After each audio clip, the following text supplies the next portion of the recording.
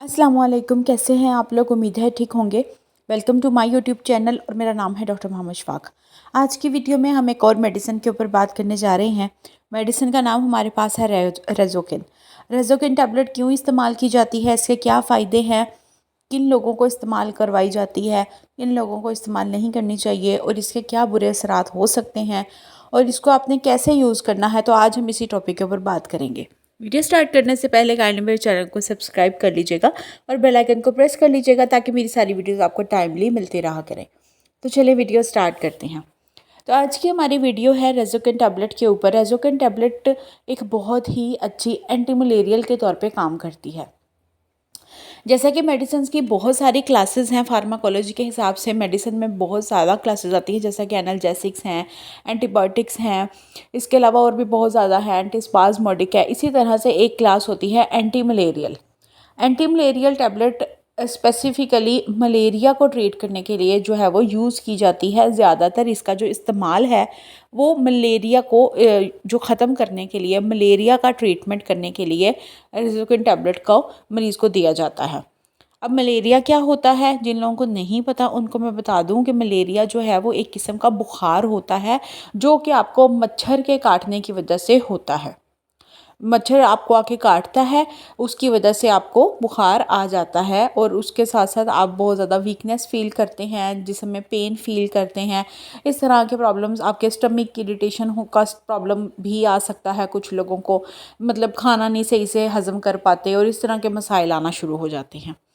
तो ये होता है मलेरिया, जो कि आपको एक मच्छर के काटने की वजह से हो सकता है।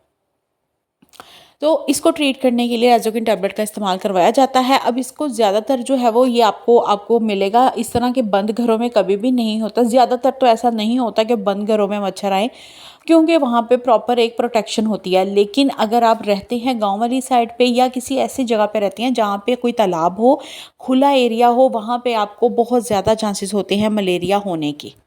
तो इसलिए आपने उसके लिए प्रिकॉशंस भी लेनी है और वो प्रिकॉशंस ये हैं कि आपने जो है वो पूरे बाजुओं वाला सूट पहनना है, ख़ास तौर पे जब आप शाम के टाइम बाद घर से बाहर जाते हैं, दोपहर के बाद या शाम के बाद। और दूसरी बात, आपने अपने घरों की जो खिड़कियां हैं उनके आगे आपने नेट लगवा लेनी है। और अगर आप नहीं लगवा सकते तो सिंपली आपने जैसे जैसे शाम हो वैसे वैसे अपने घरों की जो विंडोज़ हैं या दरवाजे हैं वो बंद कर देने हैं, ताकि मच्छर कम से कम एंटर हों, क्योंकि ये एक ख़तरनाक बीमारी साबित हो सकती है अगर इसका इलाज ना हो तो ऐसी कंडीशन जिसमें आपको इस किस्म का बुखार हो जाता है, ये आम बुखार से हटके थोड़ा बुखार होता है। इसमें आप को बहुत ज़्यादा ही वीकनेस फील हो सकती है और आपकी बॉडी में पेन भी हो सकती है। तो इसलिए अगर आप इससे बचना चाहते हैं तो इससे आपने कोशिश यही करनी है कि आप प्रिकॉशंस लें। वो ज़्यादा बेहतर है कि अगर आप आसपास गंदगी है तो उसको ख़त्म करें, तालाब है उसको साफ़ करें, गंदा तालाब है उसको तो बिल्कुल ही आपने अच्छे से साफ़ करवाना है, क्योंकि ये चीज़ें कूड़े करकट पे ज़रूर पैदा होती हैं और बैठती हैं। नेट का यूज़ करना है, इसके अलावा आपने मॉस्किटो रिपेलेंट्स का यूज़ करना है, इसके अलावा आपने वो जो मोर्टीन ऑयल्स होते हैं उनका यूज़ करना है। मतलब कहने का कि आपने प्रिकॉशंस लेने की पूरी कोशिश करनी है, वरना आपको ये बीमारी हो सकती है। और इस किस्म की बीमारी में फिर आपको इस तरह की मेडिसिन का इस्तेमाल करवाया जाता है। क्लोरोक्विन फॉस्फेट, क्लोरोक्विन बहुत ही पुराने ज़माने से इस्तेमाल होने वाली दवाई है जो कि मरीज़ों के मलेरिया को ट्रीट करने में मदद करती है।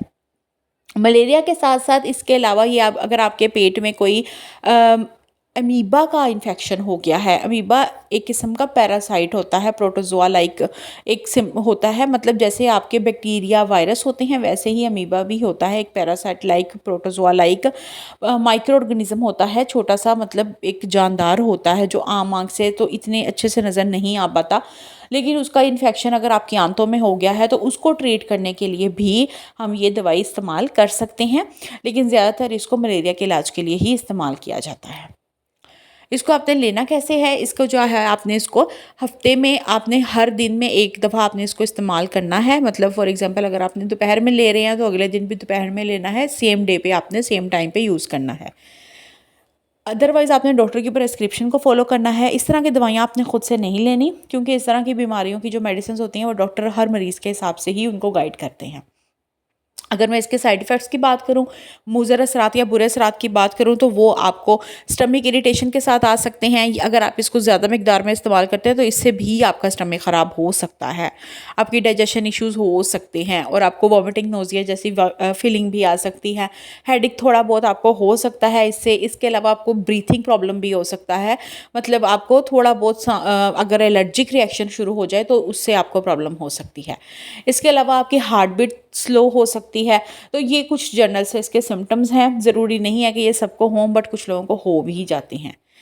तो उम्मीद है आपको वीडियो अच्छी लगी होगी, समझ आई होगी। किसी का कोई क्वेश्चन हो पूछ लीजिएगा। अपना बहुत सारा ख्याल रखिएगा और अपनी सेहत का बहुत सारा ख्याल रखिएगा, ताकि आप इन दवाइयों से तो एटलीस्ट बचे रहें, क्योंकि जब आप मेडिसिन खाते हैं तो आपकी बॉडी मज़ीद ख़राब होना शुरू हो जाती है, क्योंकि एक चीज़ ठीक होती है साथ ही दूसरी चीज़ भी ख़राब हो जाती है।